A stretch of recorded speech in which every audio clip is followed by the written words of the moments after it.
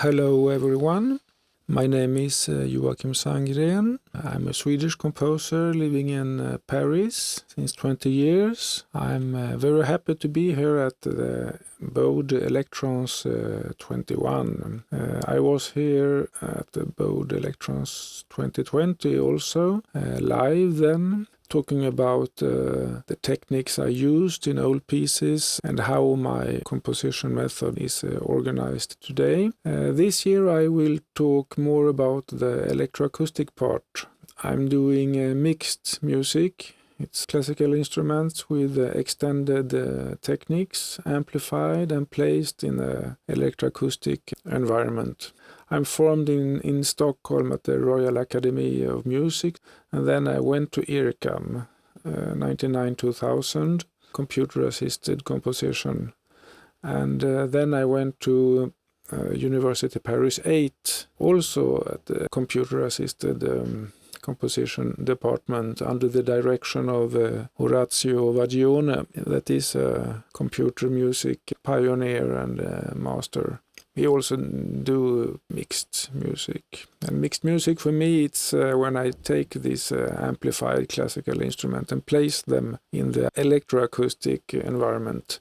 That is, you hear them via the speakers. So I never do Davidovsky, who treats the speaker as a second musician. So you can have the flutist and then a speaker in the room and they are playing together. So I don't do that. My mix is to amplify the instruments. They are all playing with extended techniques with no or very little pitch in it. So it's a non-harmonic music. It's sound-based music, and I get the structures from sound also. So it's actually a faraway cousin from the spectral school, because we looked at that in Stockholm and it comes from here in Paris. And I'm actually working with the Ensemble Itinéraire, that is the spectral guys ensemble. They started it 76, I think. So this is a piece, a sextet for tape, cello, bass clarinet, piano,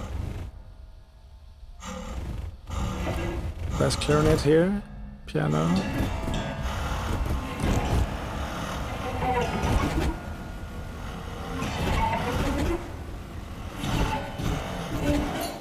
comes the violin,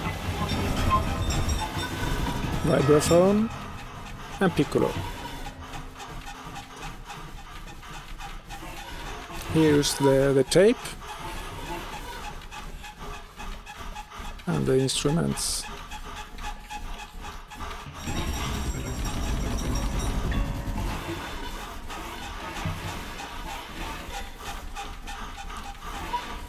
I take away the tape. Here's the instruments.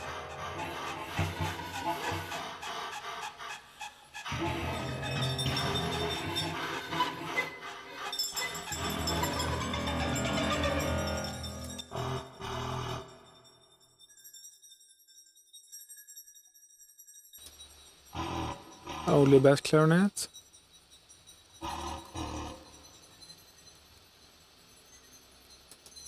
Only the piano. It's a live studio recording, so you hear everyone in all microphones.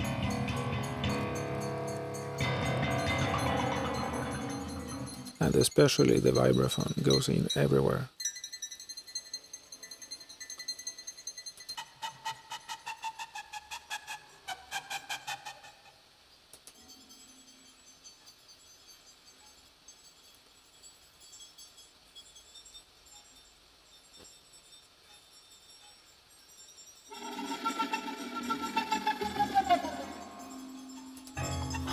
And with tape,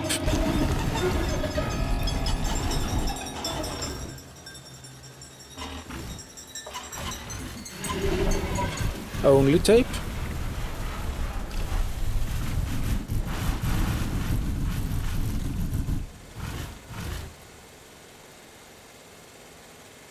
So this is the vibraphone tape background with a bass clarinet.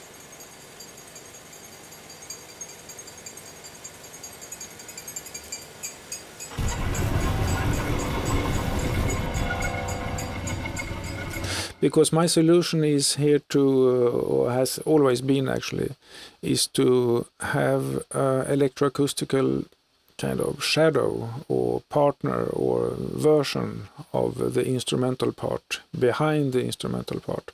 So the flute has a electroacoustic flute imitating the real flute, but it's not live. It's a tape, it's a fixed media composed and then synchronized in a certain way, in a heterophonic way. Never synchronized with the same rhythm, always décalé, they say in French, almost together. It's like if you take a handful of small stones and you throw it on the floor, schlack. It's one action, but you have 15, but it's one, never exactly synchronized. So that's my rhythmic model. So this is the finished 4-channel tape, but it is a mix of 6 parts. And this year we will look on how I construct the tape and the 6 parts, because this is mixed in another Pro Tools session, and when it's finished I put it here. I mean, this is the end of a project that always starts with I have a program that I developed myself in Lisp, and I'm using that since 98. I started 97. Magnus Lindberg, he came to Stockholm, and he's a patchwork master, so he showed me that. And then I did one piece in that, and the next year I was already directly in Lisp, because patchwork is written in Lisp.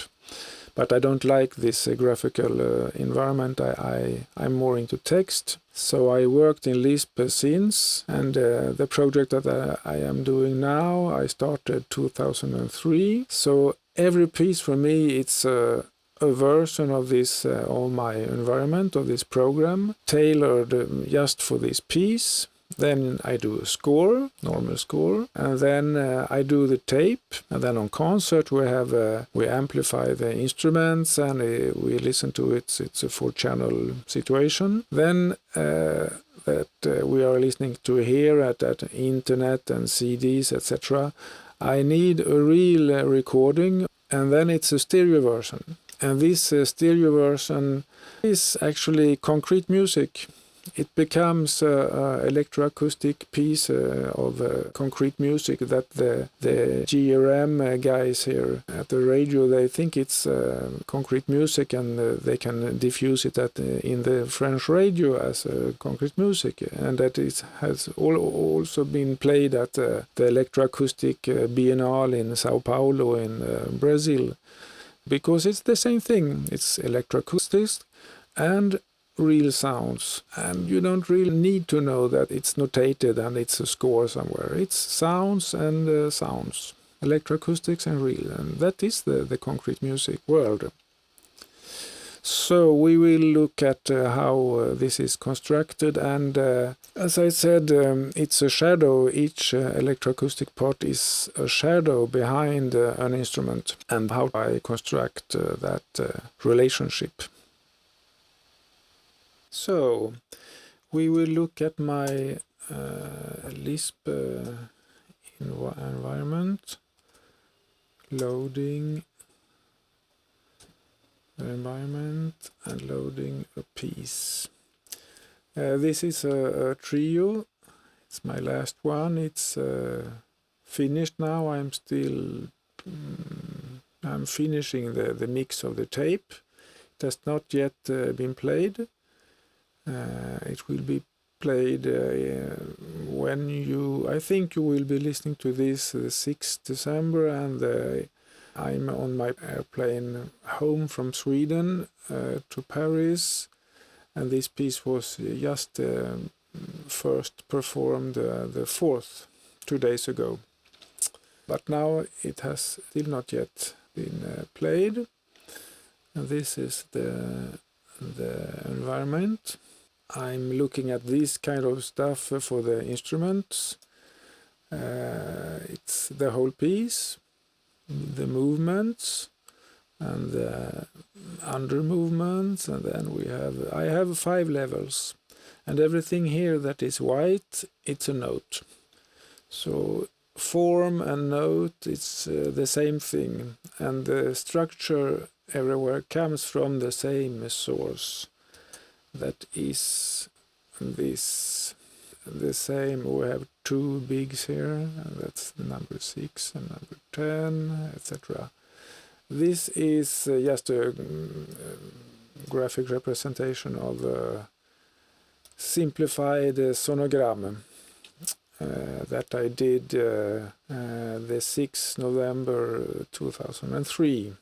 Here at my office, it's 5 seconds or something recording of street noise, and I did a sonogram of that in here comes application AudioSculpt.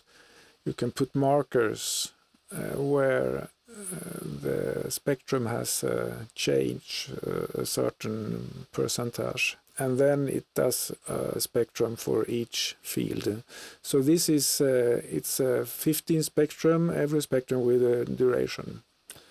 And I think, yeah, here we have, here's my street.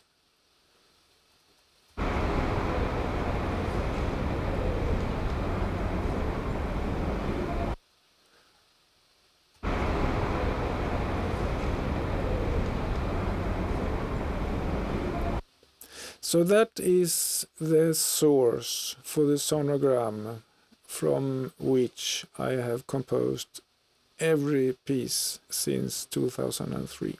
And this is the result. It's, I mean, here it is, text file of this. So this is my database. I have the time. This tool gives me a duration, frequency, and amplitude. I could have had a phase. I didn't do it. I didn't thought about that. So I have 2 parameters for every line. So then looking like this is actually the whole piece.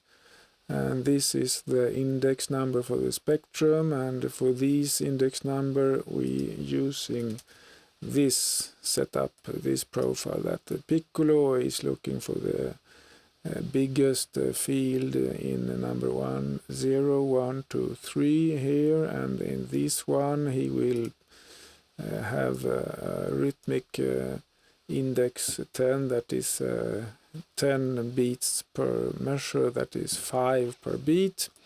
It's a quintuplet, and we keep 1/16th note. So here we have the music actually for the first setup, and here's the next, another one, and instructions for the cello, for the piano, and for piccolo. That's the instrument for this piece. And from here I can listen. I can now put a MIDI file, and I simulate all the time. Now I haven't put it up here. It's I do it with Contact, and Home made also what we call Spider. That is a MIDI thing that we use Apple Talk actually to do that. And I can also put it out as XML to be import into Finale, and I can, as we will see, I can also export for the electroacoustic parts C sound score. So I'm using C sound.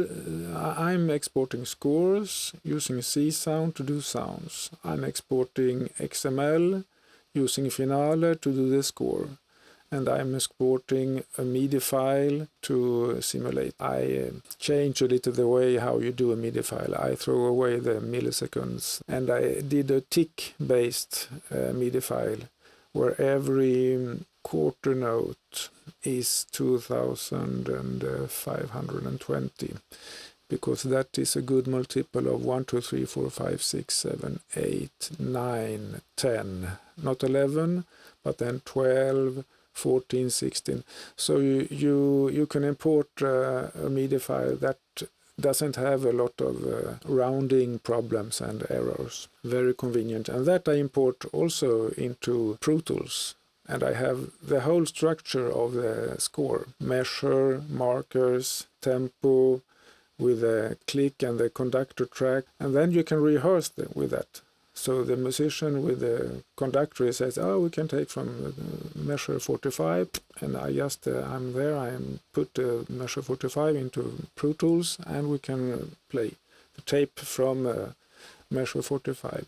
So it's really the electroacoustics and the score and the acoustic part, it's really in the same box, everything.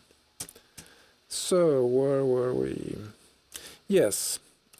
So we will look now, I will just show you here. I just exported an XML. We will import this XML score that I just exported. You can see like that. 15, that's the latest. Here it is. So this is the score actually. Ugly score at first, but it's quite easy to change. It's only the claves here. And this is 1, 2, 8. Yeah, like that, like that.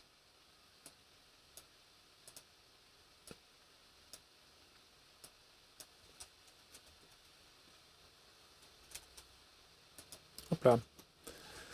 So here is actually the yeah. It's ugly, but everything is here. The info, all information for the score,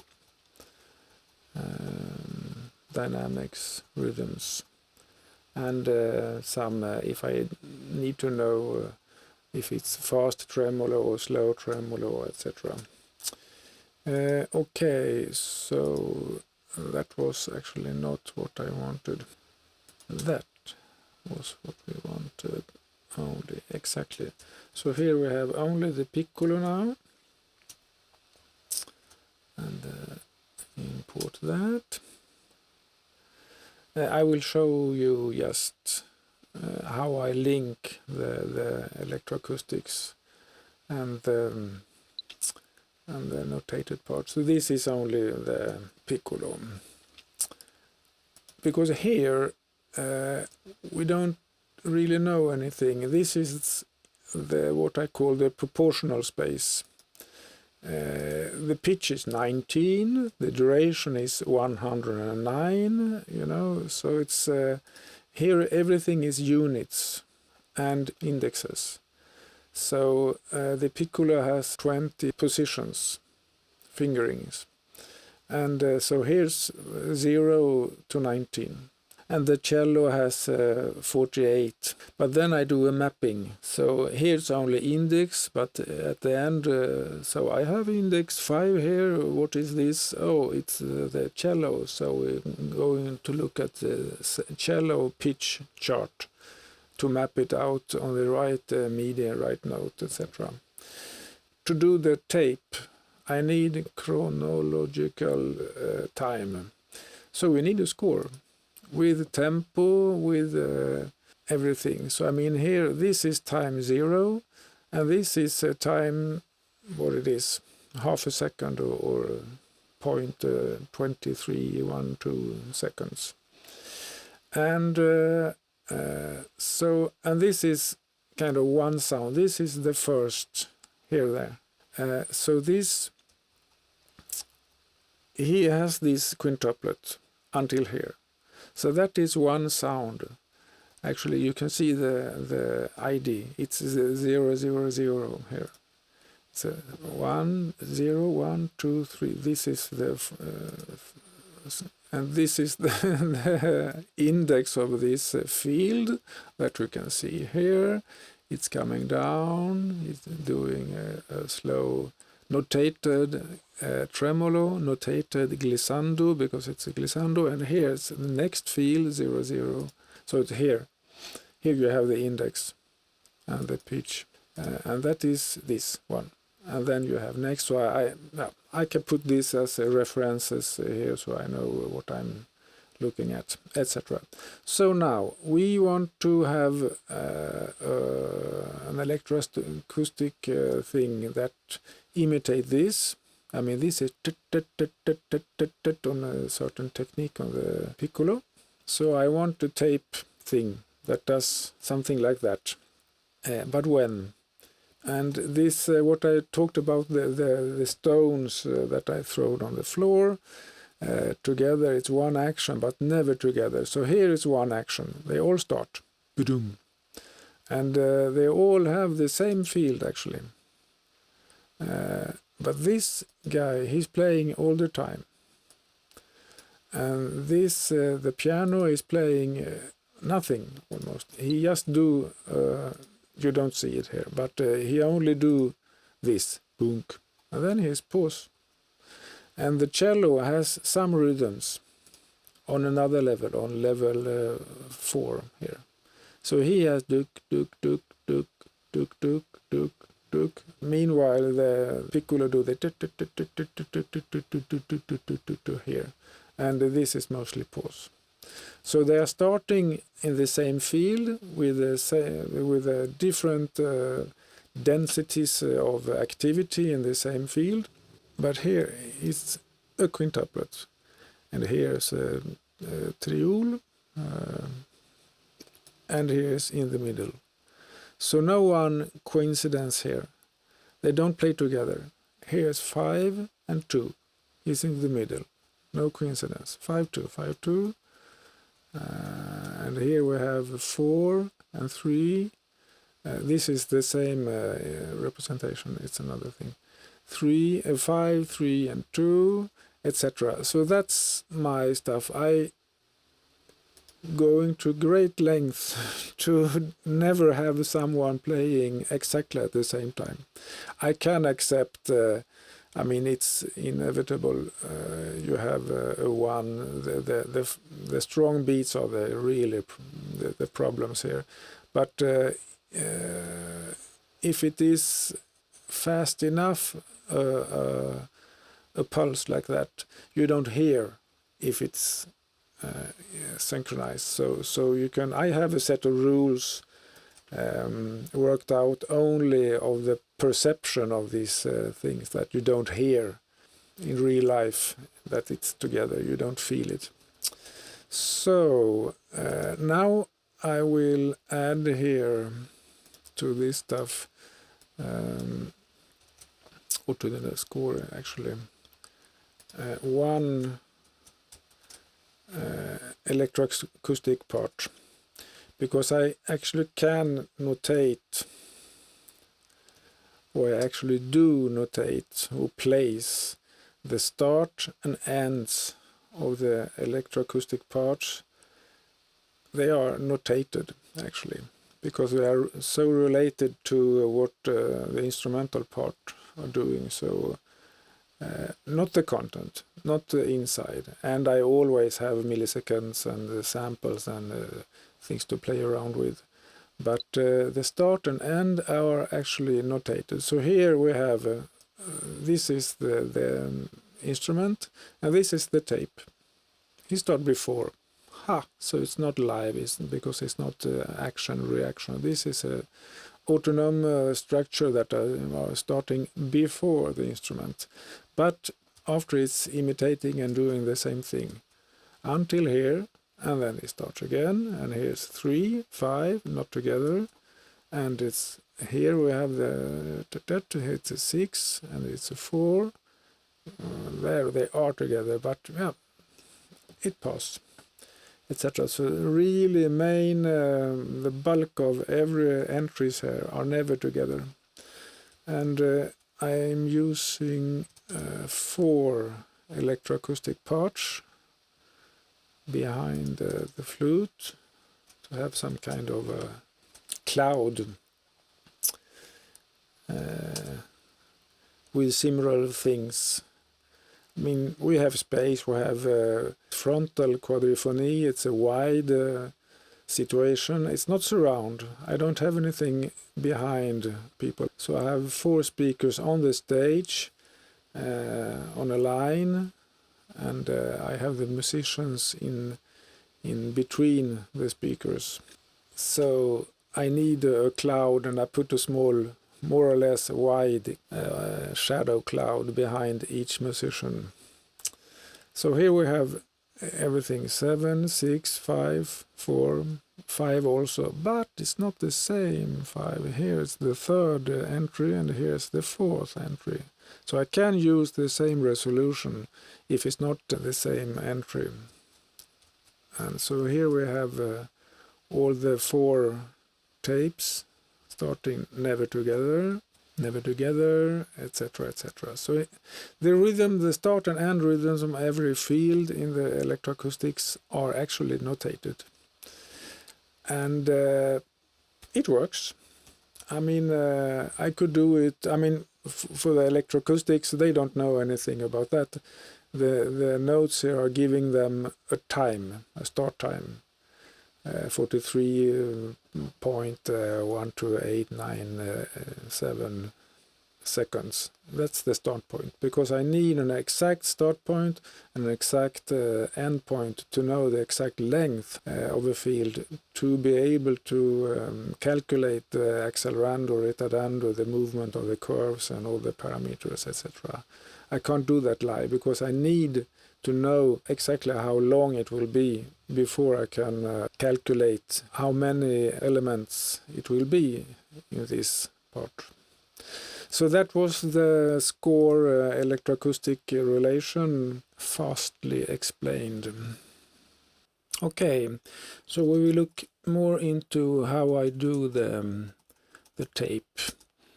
The tape is done with grain techniques. So it's in the domain of granular synthesis. I mean, in the book of Curtis Rhodes, Microsound, and Curtis is a student of Horacio Vagione. He's listing all the possibilities to do grains with the sinus and the sound files and the envelopes, C and envelope so and everything. So somewhere in there, perhaps I am. But I don't know, because I did this in Lisp from first principle. I mean, what do I need? So I ended up in C sound that has an orchestra, an instrument that just doing one grain at a time. I have source files for every instrument. So like this was the source file for the structure, for the forms, for the pieces, for the compositions. But for example here, here's the piccola that we will listen to.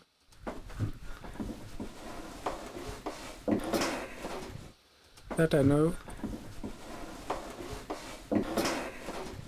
It's me and a recorder player. We're preparing for a recording in an apartment. We're moving a chair, she's moving around. Another one here is for the conga. Again.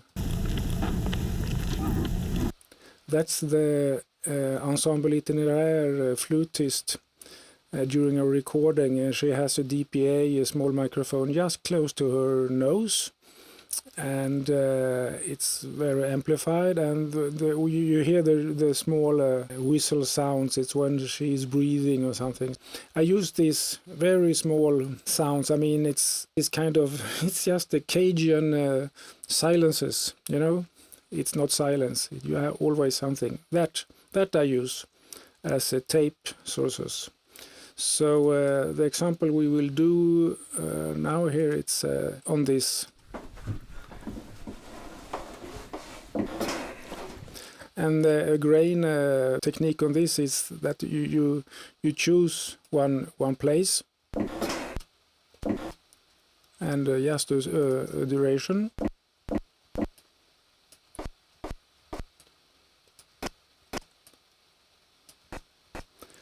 And C sound does this with the order, with the structure, with the intelligence, so to speak, in Lisp, with this. I mean, because I'm using the parameters from the Piccola to do the Piccola tape. And the Piccola only have two parameters. It's a dynamics and pitch. So here I have a pitch curve and a dynamic curve. And the thing that is, you could say that this is only two parameters. I mean, for the grain, I have I don't know how this is the main parameters is just 10 or 12, but all in all it's 41. And you could use whatever curve for whatever parameter. But it ended up in something that didn't correlate or corresponded to the instrument. It's not intelligible. It's not, you don't understand why, you don't see the relation. So I'm actually grouping these two parameters.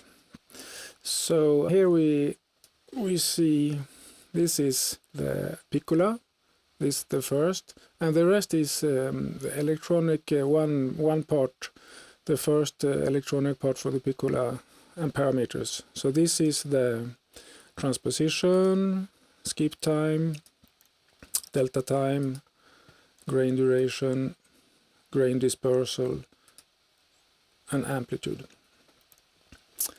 So the amplitude we can see is following the dynamics, as is the grain dispersal. Grain dispersal is how far out on the sides, I mean from the center, we will spread the grains. So one grain is placed somewhere between -1 and +1 or something like that. And that's also following the dynamics. So if it's high dynamics, it's more spread, and it's low dynamics, it's more concentrated into one point. And the other four parameters here are following the pitch curve. This is upside down, but it's still the pitch. So here we have a high pitch, and that will say that we have a high transposition. Well, that's the first and evident connection. But the next is skip time.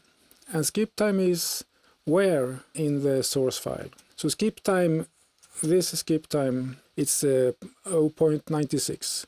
So if we say that here it's 0 and here's 1. So we're reading here. So let's say 96 is here. So this sound, this position, it's always when it's a high-pitched sound with a transposition of 6, over 6 octaves. Then we're always reading at that position.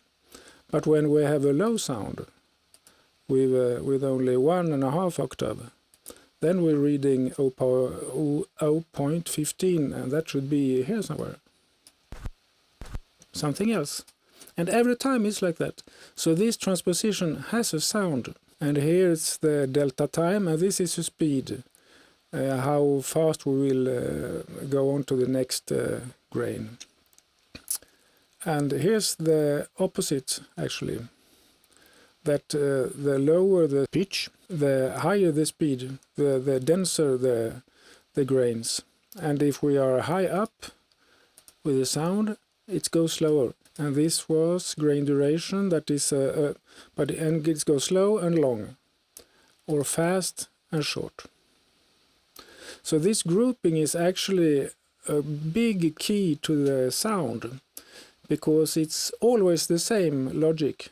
The curves are consistent, so 19 here is 19 there. I mean, I can have section, I can do what I want, I can change.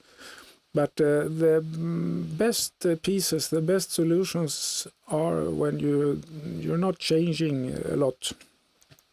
Then you can keep the logic across the piece, and it becomes very logical, and actually the brain understands it and you feel it. So here's the main parameters. So we have transposition and we have skip time.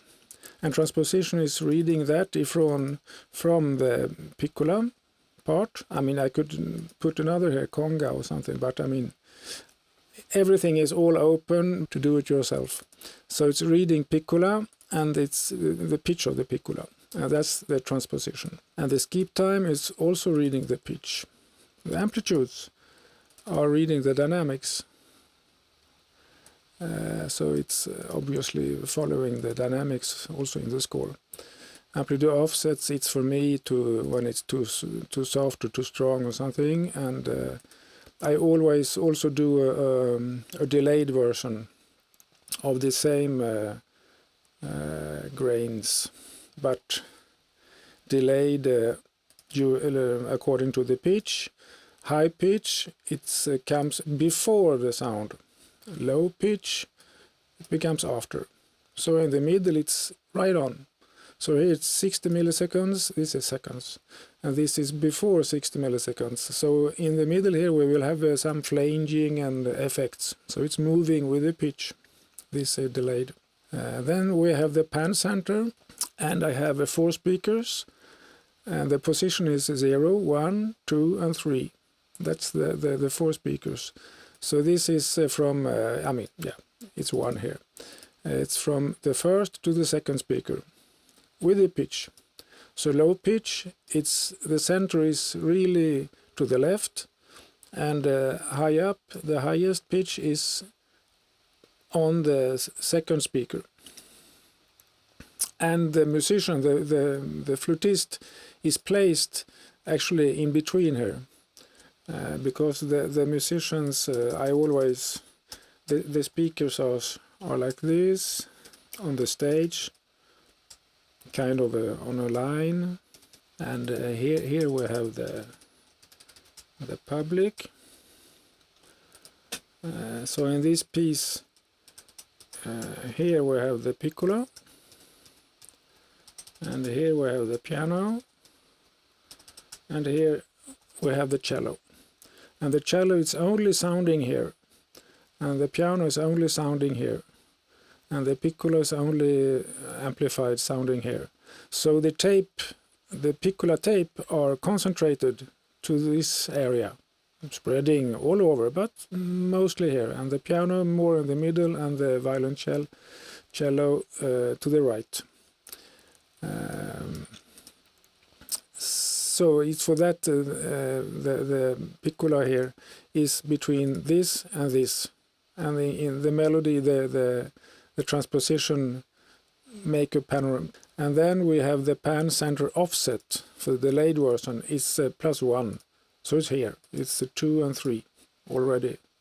So it's yeah, it's everywhere. But I mean, you will see that when we look at it, it's the piccolo tape part are to the left. Then grain dispersal, that is the dynamics as we saw.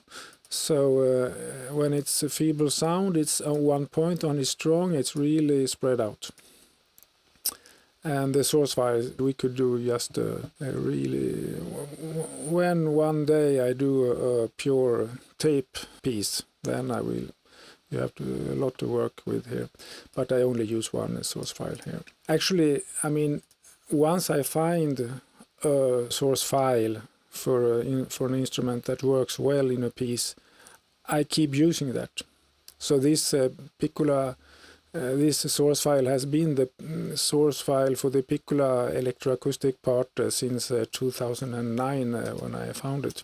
Yeah, and then we can take this after, because the normal delta time here, it's the time between the onsets of 2 grains, and it's looking for the pitch. So this is 200 milliseconds and this is 100 milliseconds. So when it's high up, it's faster, and when it's low down, it's slower. And this is the grain duration, and this is 20 milliseconds. So here it's slow and staccato, and when the pitch goes up, it goes faster, but the grain becomes longer. So here's the same. So this is completely filled. We can listen to that. So we'll put that out on the desktop, and we will listen only on the first piccolo tape part, and not even the delayed version, only the one strain, like that. Now we just written here. I prepared this before because we need the C sound command line. Here is the C sound orchestra. Here is the score that we just generated for the piccolo part.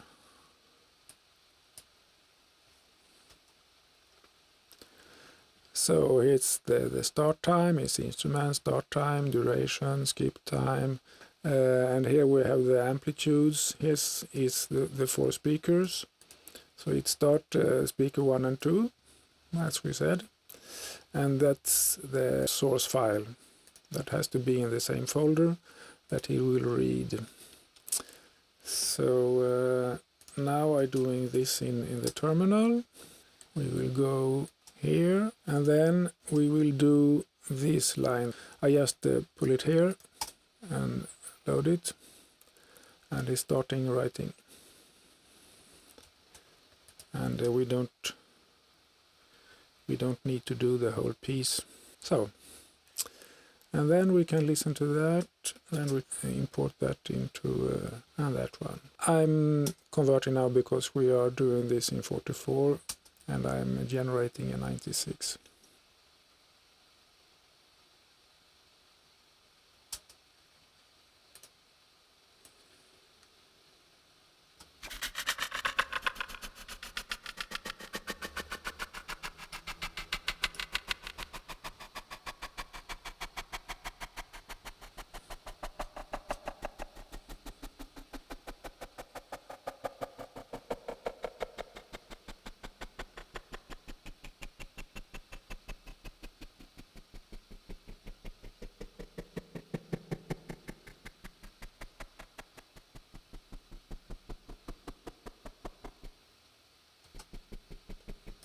Yeah, so this was reading this source file from up to down, so backward, and like that way. And it was only one grain, and it was faster here and slower. So that is 200 milliseconds, and this is filled 100. And here's short sound and slower. We can do more like that. We can do. So it's, I mean, the sound we're listening to is coming from here and going there because it's pitch, high pitch, low pitch. So we can do even faster here and even slower there. And shorter and longer. So now we start here. We have 50 milliseconds and 200 millisecond duration. So it's more together, more overlapping. And here it's not overlapping at all. It's more and more empty, and the shorter and shorter grain duration. So let's evaluate that. And then we need to do the translation from the proportional space, because this is still a proportional space, and to the VO score, etc. with the real time. So, and then we do the grains and the sound. Stop. And we import that. Here's the new sound there. So now it should be faster and more filled in the beginning, and even more slow and even shorter here.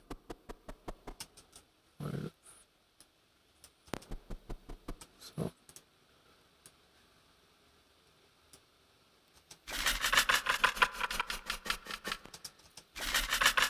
Yeah, but it slows down very quickly. because I have a curve somewhere.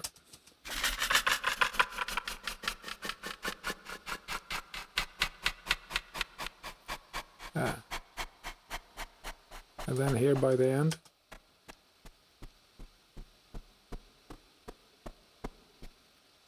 really short and slow. So here I think we will fade out and do a much needed rest for 15 minutes, and see you soon.